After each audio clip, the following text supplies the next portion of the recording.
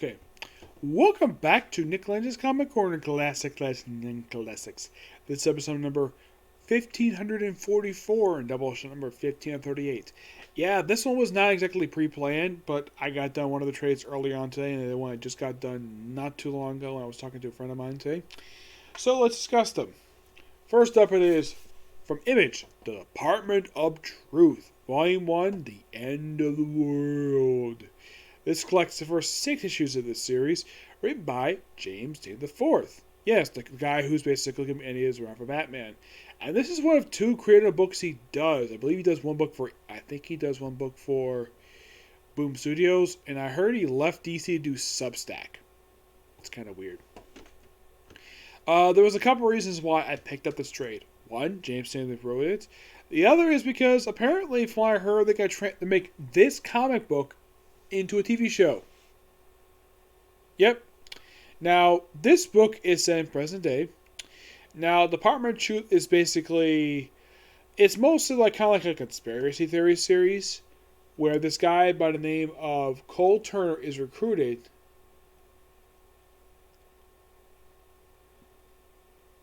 by this organization known as Department of Truth. And when he meets the guy who's in charge of it, it's somebody I don't think that anybody expected this guy to be in charge of it. It's really the end of the first issue. The guy who he's talking to for this job is none other than a man who in real life has been dead since 1963, Lee Harvey Oswald, as in the guy who, according to the U.S. Supreme Court, put the blame on him for shooting JFK on November 22nd, 1963. You probably will think, would this basically be follow-up for our next issue? No! Apparently, Tim just didn't bother to follow up with that. I would have think, though, something that big, because it involves somebody who is well known to basically being, let's say, a potential person who was, according to the way that it was narrated back then, and it's still basically part of U.S. history today, that Lee Harvey Oswald shot President Kennedy in Dallas, Texas. Now, as for why in the world that he's alive in this series, why isn't he, dead? In real life, this man was murdered by Jack Ruby, a known gangster for Dallas. And from what I've heard from documentaries, the guy stated the reason why he shot Lee Harvey Oswald was to avoid a public trial for the family, so they could basically focus on grieving for JFK's death, not focus on the man who killed the man himself. Yes. Now there's also a Man in Black in here, Man in the Black Hat. I think this is a nod to the Blacklist, starring James Spader, possibly. Excuse me, it's a lot. Oh yeah, and here's something though.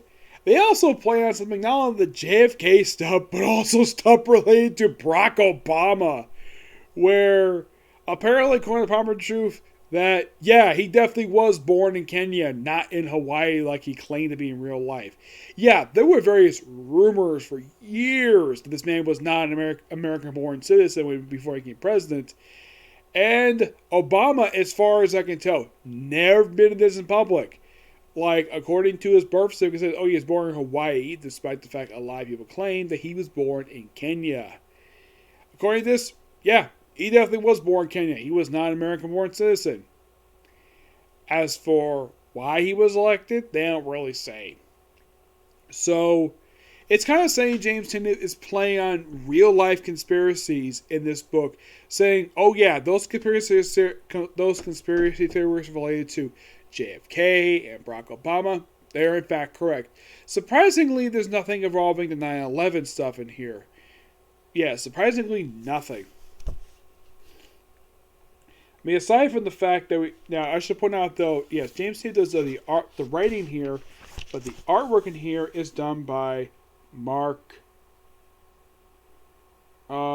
Simmons. Yes. And this is your artwork for you. Yeah, it seems like it's in a similar style that Neil Gaiman's Sandman was done. Very, very somewhat grainy style. It also kind of reminds me of the artwork used for 30 Days of Night. Now, this guy here, this old man who's smoking here in this scene, yes, the one who recruits him is in fact Lee Harvey Oswald, despite the fact the way he's drawn here with him constantly smoking. It kind of reminds me of the smoking man from the X-Files. Yes, and the way Cole Turner's drawn, if we take off the glasses, he looks like John Constantine. No, seriously, he does. He looks like John freaking Constantine. Like about a woman in red, and of course we're going to plane. Here's the woman in red with the missing eyes. Yeah, they didn't really go into detail about that. Yeah, he says, you know who you are. He says, my name is Lee Harvey Oswald. Welcome to the Department of Truth. Here's what he says his name. This guy here claims to be Lee Harvey Oswald, despite the fact, like I said, the man's dead in real life. I mean, he's buried someplace. Yes. I know where he's buried. I have no idea. But yeah, that is something, though. Like, you would think the very next issue they would have this guy who is a conspiracy theorist would investigate that. Like, how the heck would Lee Harvey Oswald be still alive? Nope, completely ignored by the very next issue. It's like Tinian did for just purely for shock value. And then he meets up with him. It's not the same, a different guy here. Yeah, they were going into detail of how the heck, I think it's supposed to be Cole. Like, and of course you have this chubby guy who apparently likes eating chocolate chip pancakes at a certain time of day. And, yeah. Like, many conspiracy theories. Let me show you the one here, basically, about Barack Obama. Yes. That was one that I'm not really surprised about that, given the fact that a lot of people claim this. That this guy was not an American-born citizen. He wasn't born here. Yeah. Let's see if we can find the image here. And the image they pull here for Barack Obama, it's the actual, this is an actual real life image of Barack Obama that's been shown for pictures. They basically posted it. This is the same color scheme too.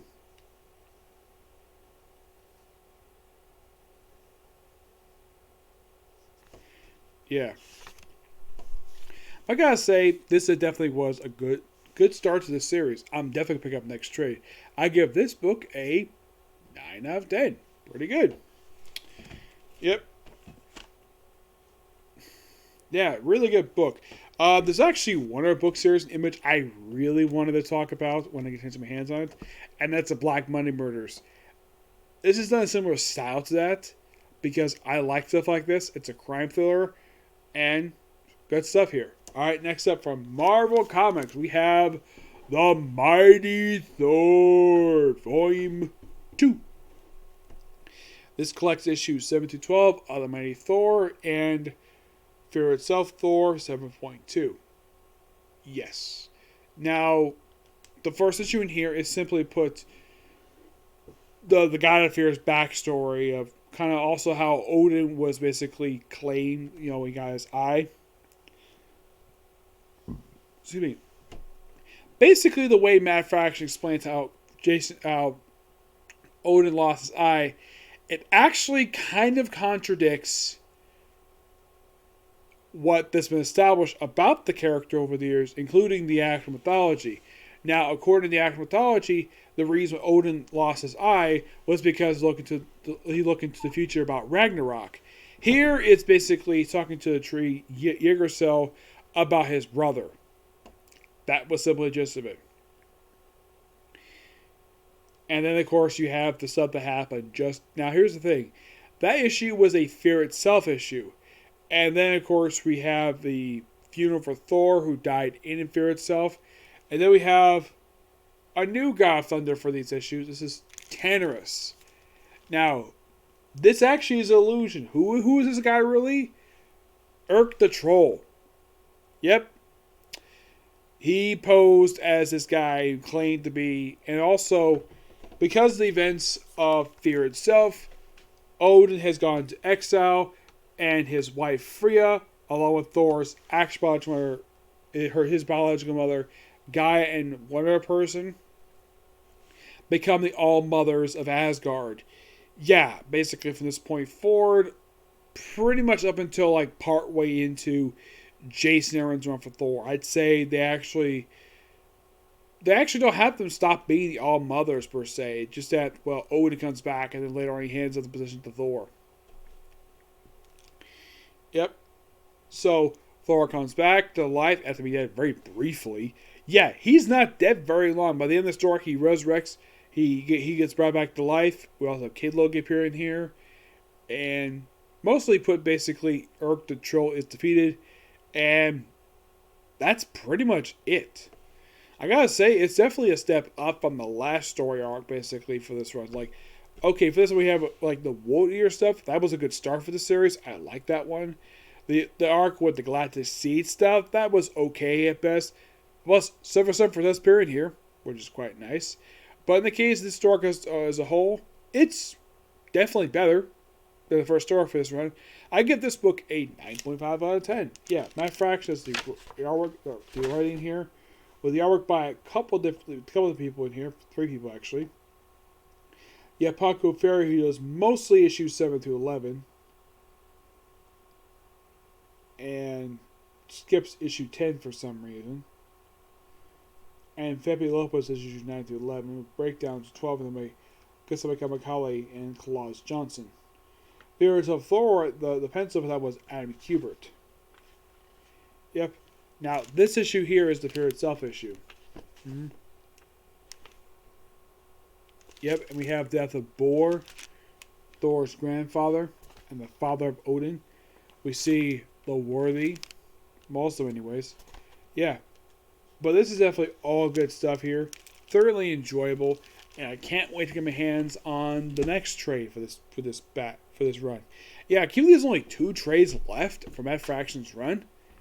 Yeah, only 2 left, and that's a bit of a surprise given the fact, well, you're probably thinking, well, was this run actually longer than it was? No, it was really short.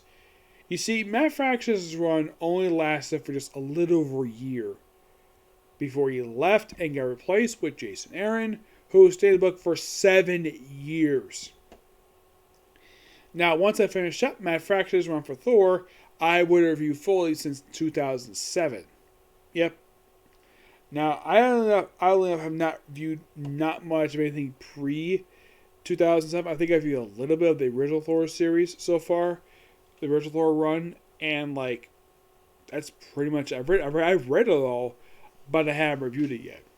Yep. So, yeah, that's a particular review. I have roughly 2 more videos due today, hopefully. And that'll be pretty much it for today, okay? See you next video. Bye.